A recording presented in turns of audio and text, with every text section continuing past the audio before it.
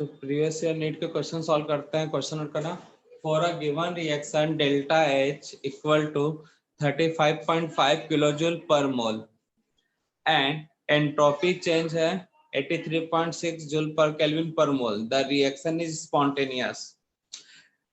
अब बोला है assume date delta H and delta H do not very with temperature. तो कौन सा टेम्परेचर होगा जिसपे रिएक्शन स्पॉन्टेनियस होगा? नीट 2017 का क्वेश्चन है। स्पॉन्टेनियस कब होता है भाई? डेल्टा जी 0 से छोटा होगा। डेल्टा जी नहीं, 0 होता है तब रिएक्शन क्या होता है? रिएक्शन अच्छा हाँ 8 इक्विलिब्रियम वो बता रही हूँ। इक्विलिब्रियम पे क्या होता है भाई? डेल्टा जी 0 है, क्या होना चाहिए? 0, तब रिएक्शन क्या होगा? इक्विलिब्रियम पे। यही होगा ना भाई? तो हम लोग टेम्परेचर निकाल लेते हैं भाई। T इक्वल टू, इस समय क्या होगा? It means delta H equal to T del S and T delta H upon del S। इस समय रिएक्शन क्या होगा? इक्विलिब्रियम पे होगा। होगा कि नहीं होगा भाई? डेल्टा G ये होता है, that means delta G equal to delta H minus T del S होता है। डेल्टा G 0 है तो delta H equal to T del S। तो यहाँ पे टेम्परेचर जो है delta H upon delta S, ये कौन सा भाई? At equilibrium.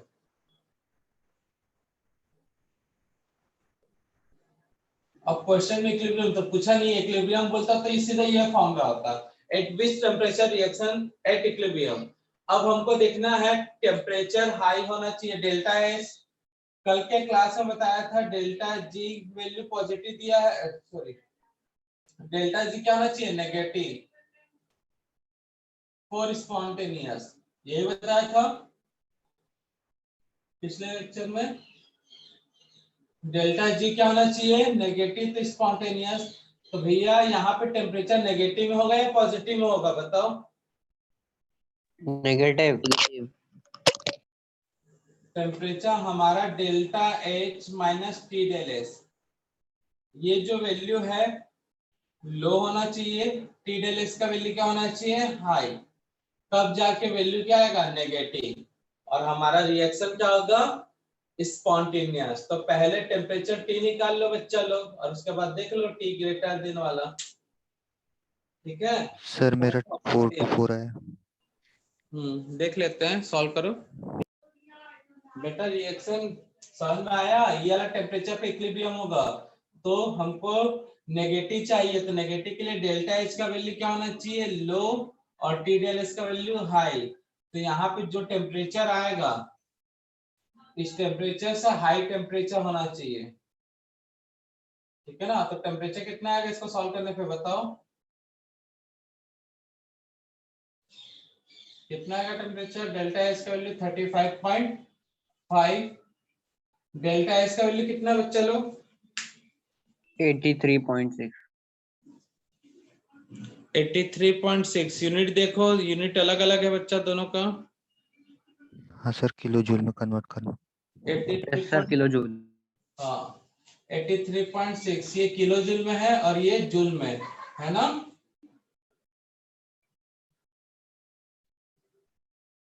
Into 1000 divided by 83.6, ये जूल। तो ये जूल में था और ये जूल पर केल्विन, और ये किलो जूल में था। जूल जूल कैंसिल, आंसर आएगा केल्विन में। Almost 425 kelvin. इस टेम्परेचर से ज्यादा होना चाहिए for spontaneous process. Spontaneous process delta T मतलब टेम्परेचर जो है must be greater than 425 kelvin. 425 kelvin. इन लो हो रहा था ना? पीडीएफ शेयर करते ना बेटा।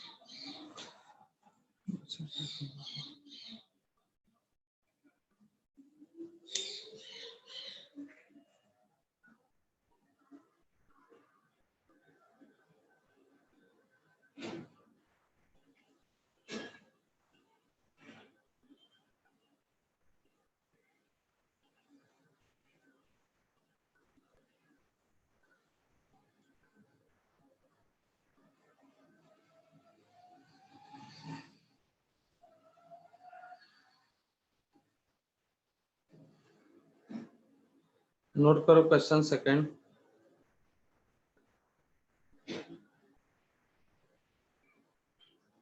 क्वेश्चन सेकंड नोट करना। Gas is allowed to expand in well insulated container against a constant external pressure of 2.5 atm from an initial volume of 2.50 liter to final volume of 2.5 for final volume of 4.50 liter. Change in internal energy in joule. Internal energy का formula मालूम है, first law of thermodynamics, शायद वो use हो सकता है। External pressure दिया है, वॉल्यूम को एक्सपेंड दिया है, कहाँ से कहाँ तक भाई 2017 का ये भी क्वेश्चन है। देखो एक ही साल में 2 बार 2 क्वेश्चन एक ही चैप्टर से। कर लिया नोट? क्वेश्चन नोट किए भाई? 1 minute सर। देखो बोला था 2016 में क्वेश्चन आया था, एंट्रोपी का सीधा फॉर्मूला पूछा था, दिखा? यस सर दिखा। करवा दिया ना क्लास में? Yes sir. 2 फॉर्मूला तो ऐसे गलत लग रहा है, कौन कौन सा?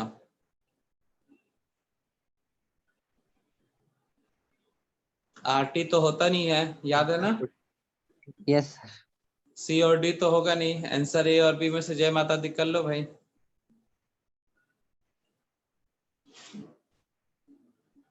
सर ए है क्या? पी फाइनल थोड़ी होता है, पी इनिशियल होता है। V2 अपन V1 होता है, तो वॉइस वाला लगाते हैं तो P1 अपन P2 रखते हैं। B answer. फिलहाल जो क्वेश्चन नोट कर रहे हैं उसको नोट कर लो भाई। सेकंड क्वेश्चन सॉल्व कर रहे हैं, नोट कर लिए सेकंड क्वेश्चन सब कोई?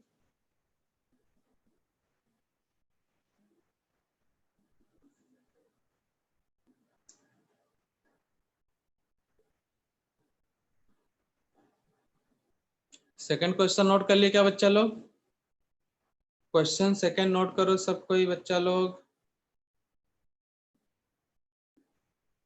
क्या था भाई? Gas is allowed to expand in well insulated container against a constant external pressure of 2.5 atm from initial volume 2.50 liter to final volume 4.50 liter. The change in internal energy delta U of the gas in joule will be. ठीक है?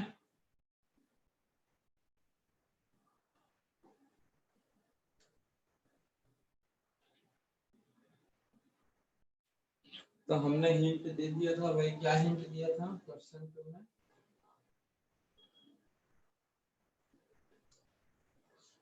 First law of thermodynamics का formula use होगा, delta U equal to Q plus W. ठीक है? P X W का value क्या होता है जब एक्सटर्नल प्रेशर दिया? तो P external V2 minus V1 रखो एंड सॉल्व करो भाई।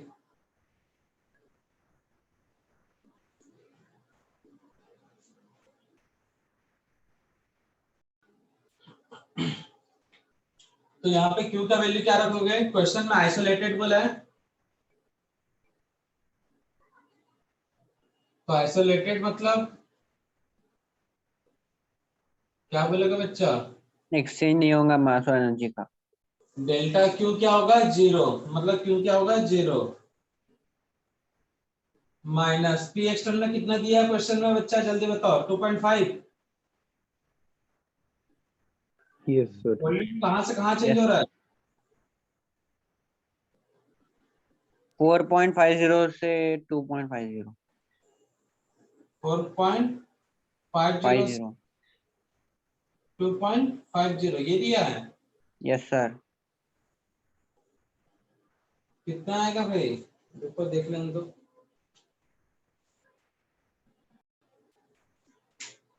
सर हाँ, बी तो ऑप्शन आता। कितना आएगा बच्चा? -2.5 का। वैसे ही यहाँ पे क्या है, ये एटीएम है और ये है लीटर। तो सॉल्व करेंगे तो कितना आएगा भाई? 2। तो सॉल्व करेंगे तो कितना आएगा? 500, मतलब 2.5 का डबल हो जाएगा 5। तो ये लीटर एटीएम में, हमारा आंसर लीटर एटीएम में दिया है क्या? जूल में दिए है। लीटर एटीएम में दिया है क्या बच्चा? नहीं दिया, तो चेंज करने के लिए तो याद रखना, लीटर एटीएम को जब जूल में चेंज करोगे तो 101 325 325 से मल्टीप्लाई कर दो, तो जो आंसर आएगा वो जूल में हो जाएगा। 101 325, ठीक है ना भाई? सॉल्व करो। बी हाँ, ऑप्शन। अप्रॉक्स कितना आएगा बच्चा? 500 होगा भाई। 500 वाला ऑप्शन कौन सा है? Option B. ये थोड़ा सा है तो 506 आ जाए, 506 के आसपास आएगा। तो आंसर कौन सा है? ये नीट 2017 का सेकंड क्वेश्चन। तो क्वेश्चन है भाई, find out the correct condition, find out the correct condition for spontaneous process at any condition of temperature. Find out the correct condition for spontaneous process at any condition of temperature. Option है A, B, C and D. बताओ reaction कब spontaneous होगा? चलो बताओ answer कौन सा होगा। ये नीट 2016 का क्वेश्चन है।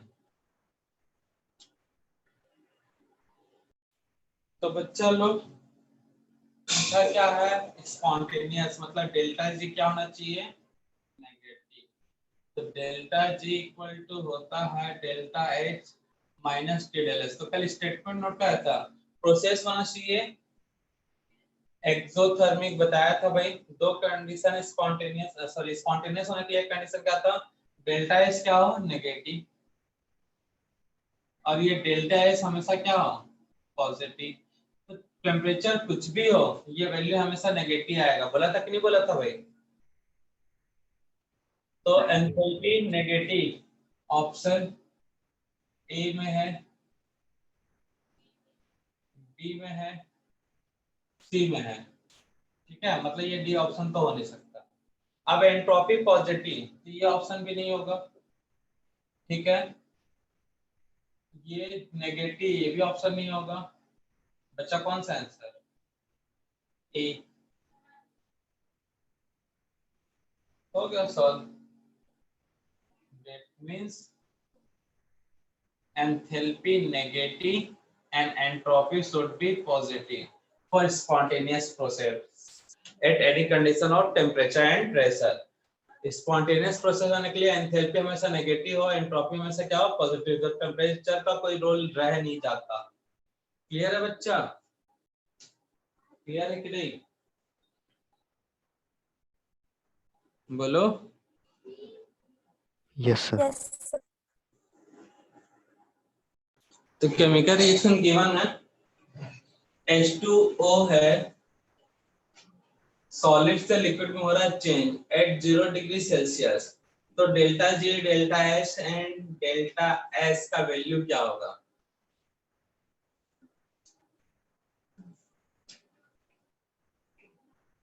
बड़ा सिंपल सा है भाई। इससे ज्यादा सिंपल आंसर होगा डी। बेटा देखो यहाँ पे सॉलिड है लिक्विड है, तो जाहिर सी बात है एंट्रोपी इंक्रीज हो रहा है या डिक्रीज हो रहा होगा? इंक्रीज।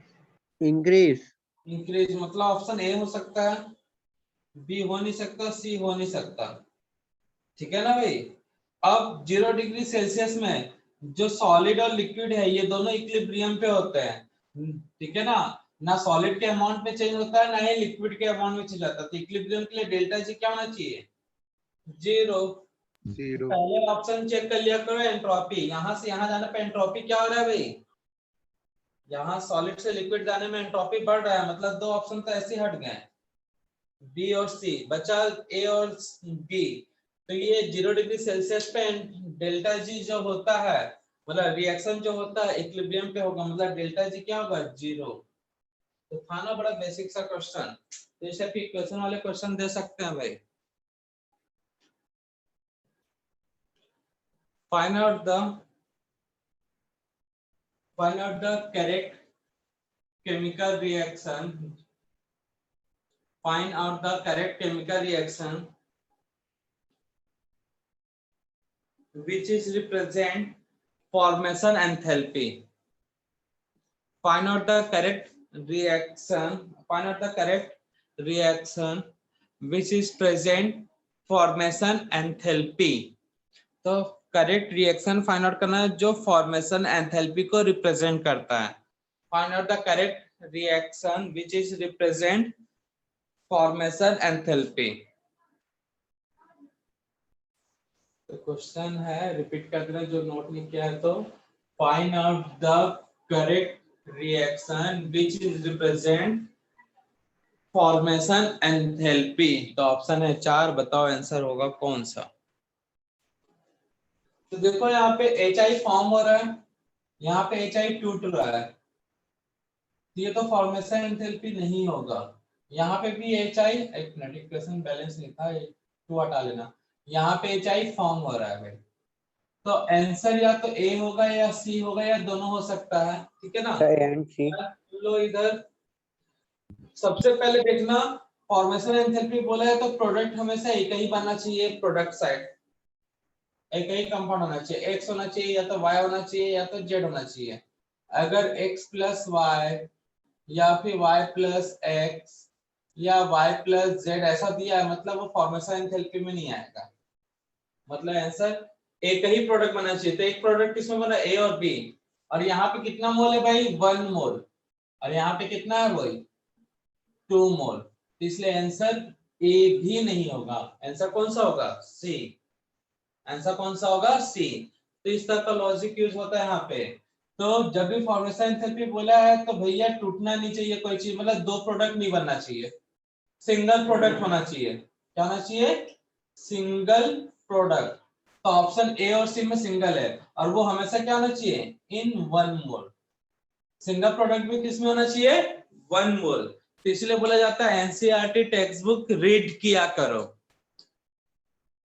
ये एनसीईआरटी टेक्स्ट बुक का क्वेश्चन है भाई, रीड करते हो? थर्मोडायनेमिक्स का चैप्टर का स्टेटमेंट बहुत ज्यादा इंपॉर्टेंट है, अच्छे से रीड करना भाई, एनसीईआरटी टेक्स्ट बुक, और साथ में इक्विलिब्रियम का भी कर लोगे सब कोई? यस। ठीक है, आज बस इतना ही देखते हैं, कल न्यू चैप्टर स्टार्ट करेंगे।